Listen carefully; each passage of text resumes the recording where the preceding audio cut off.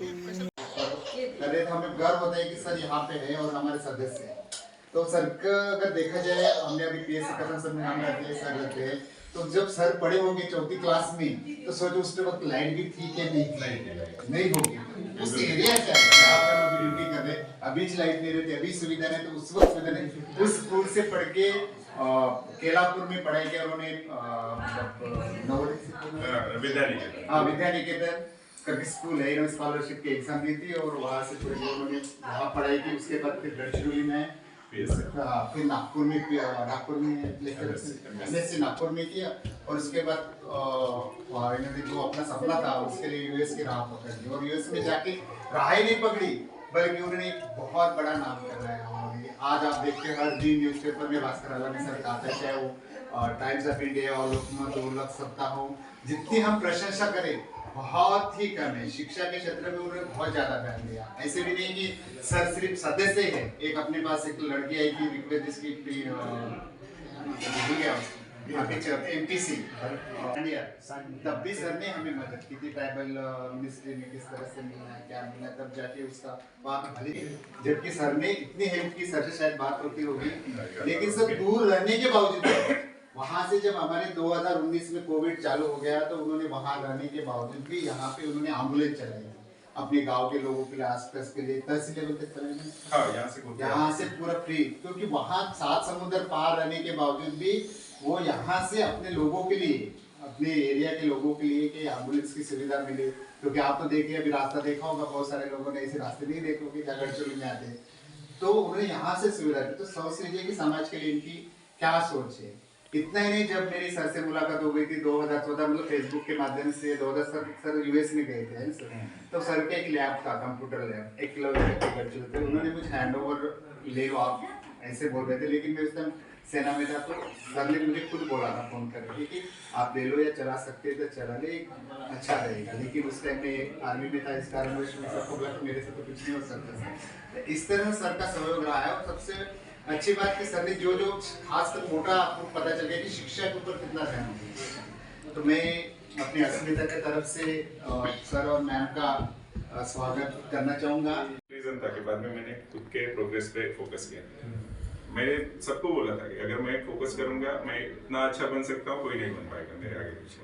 तो ऐसे मैंने इनको ओपनली बोलता था, तो उनको सच नहीं लगता था ना। मेरा वही था कि मैं अगर बनूंगा तो अकेला बनूंगा, लेकिन अगर मैं काम करता हूँ यहाँ पे और थोड़ा सा मोटिवेट करता हूँ लड़कों को, तो 4 लोग ज्यादा बनेंगे। ऐसा मेरा ये था कि खुद का ये सेक्रीफाइस करो, करियर और बच्चों पे ध्यान दो। लेकिन जो अपना ये रहता है, परसेप्शन रहता है कि हम अच्छे जितना सोचते हैं, सभी लोग वैसे ही अच्छे सोचते हैं, भले ही वो कैटेगरी के रहे, कोई भी रहे, ये बिल्कुल गलत। तो ये एक्सपीरियंस से मैं बता रहा हूँ। तो इसलिए आप लोग ने क्या जो भी करते हो आप, ये कार्य अच्छा है, लेकिन आपको ये भी ध्यान में रखना चाहिए कि आप अपने रिसोर्सेस उस पर डाल रहे हो, पैसे डाल रहे हो संस्था के, कि आप अपना समय डाल रहे हो, तो उससे रिटर्न कितना आता है, ये जरूरी है ना। ऐसे नहीं बोल रहे कि मदद नहीं करना चाहिए, मदद तो आप कर ही रहे हो, लेकिन उसका काम होने के बाद में उसकी रिस्पॉन्सिबिलिटी है कि आप थोड़ा सा गिव बैक करें। नहीं तो कम से कम अपना जितना इन्वेस्टेड है उतना तो वापस आ जाए। हाँ, फिर वो कहीं पे चला जाए, है ना। और वहाँ जब करते हो इतना बड़ा रकम, तो इंटरेस्ट डाल के रखो, मुझे तो ये करना है। अगर तू काम नहीं करेगा तो इस इंटरेस्ट के हिसाब से ऐसे तो पैसे वापस हो जाएंगे। हाँ, वो बैंक में रहेंगे तो फिर ज्यादा होते हैं पैसे, ऐसे डालो, है ना। नहीं करेगा वापस तो इसके हिसाब से तुझे वापस करना पड़ेगा। तो 10 साल बाद वापस कर या 15 साल बाद वापस कर, नहीं तो तू आ जा, जुड़ जा संस्था के साथ में। वो इंटरेस्ट तेरा लेंगे नहीं, जितने दिए हैं पैसे उतने ही वापस कर, बाकी इंटरेस्ट फ्री। जाते हैं हम अपना घर का भूल जाते हैं और हम वो शहर जैसा बिहेव करना शुरू करते हैं। वो अपने लिए है ही नहीं। जो गरीबी से जाता है उसके लिए वो चमक धमक जो है सिटी की, वो है ही नहीं। उतने सोचना चाहिए कि मेरे गांव में मैं कैसा हूँ, उसके बाद में अगर ये करे तो वो फिर आगे बढ़ सकता है। लेकिन बहुत बार कैसे होता है कि सारे लोग नहीं सोच पाते है ना। तो जरूरी है। हम लोग जब हॉस्टल में थे तो हम पढ़ाई पे सब लोगों को लगाते थे, बाकी लीडरशिप है वो अपनी जगह, पढ़ाई अपनी जगह, वो रहता था। देखते हैं, अभी हो रहा है चेंजेस, काफी लोग आगे आ रहे हैं, तो धीरे धीरे तो आएगा, कुछ ना कुछ तो होगा। अभी आपके माध्यम से भी काफी लड़के अभी थोड़ा सा डेयरिंग कर रहे हैं। देखो, एनकरेज करो, जो भी मास्टर्स हुए हैं या कुछ हुए हैं जो फर्स्ट क्लास वगैरह में है, तो बोलो कि थोड़ा सा लो भैया, लो स्कॉलरशिप वगैरह लो, जाओ फॉरेन जाओ, यहाँ जाओ वहाँ जाओ, ज़्यादा से ज़्यादा करने की कोशिश करो। डिग्रियाँ लेके बैठे हैं सब, वो हाथ पे हाथ रख के बैठने से कुछ नहीं मिलेगा। ऐसा है।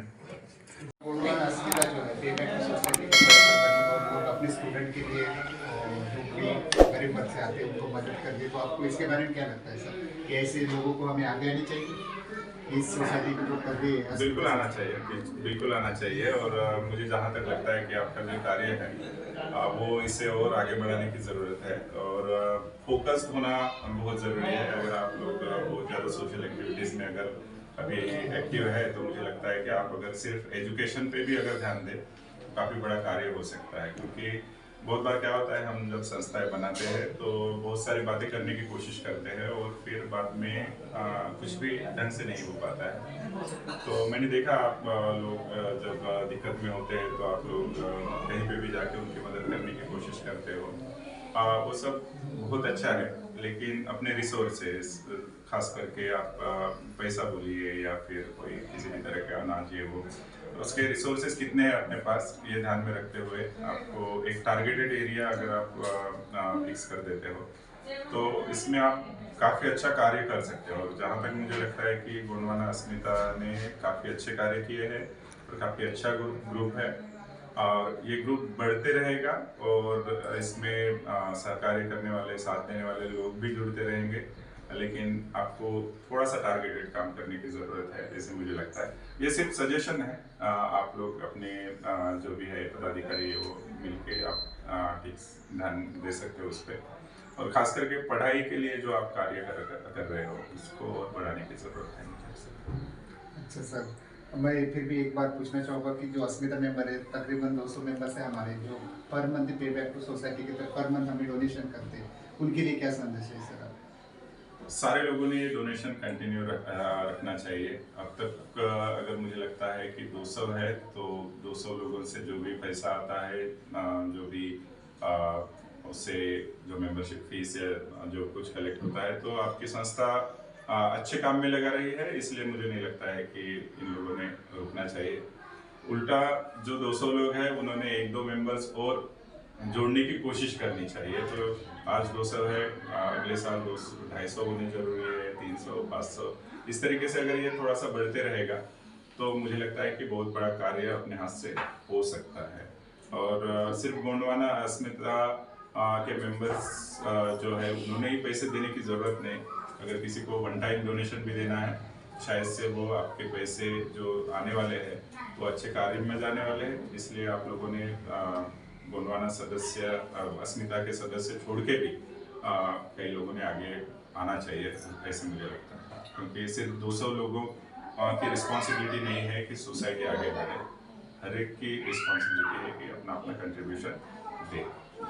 धन्यवाद सर, मैं गोंडवाना अस्मिता बौद्ध संस्था पे से आपको जो आपने समय हमारे लिए निकाला उसके लिए बहुत बहुत धन्यवाद करता हूँ। मैम को भी धन्यवाद करता हूँ, और आपका गाइडलाइन हमें मिलता रहे, यही मैं अस्मिता की तरफ से। बिल्कुल, मेरे ओर से जो भी करने लायक है, आपको अगर लगता है कि मैं सही पर्सन हूँ जिससे आप हेल्प ले सकते हैं, तो बिल्कुल मैं हर वक्त तैयार हूँ। और खास करके अगर एजुकेशनल कुछ एक्टिविटीज़ है या गाइडेंस है, तो इसके लिए मैं सदैव अवेलेबल हूँ। आपको पता है, सभी को पता है, जो भी मेरे पास आया होगा उसको, तो इसमें बिल्कुल कोई दिक्कत नहीं। और आप हक से बोल सकते हो ये, और मुझे अच्छा लगेगा अगर आप हक से बोल सकते हो, है ना? धन्यवाद सर। हमें सपोर्ट करने के लिए हमारे चैनल को अभी सब्सक्राइब कर लें और बेल के आइकन पर क्लिक करके हमारी लेटेस्ट वीडियो की नोटिफिकेशन बर वक्त हासिल करें।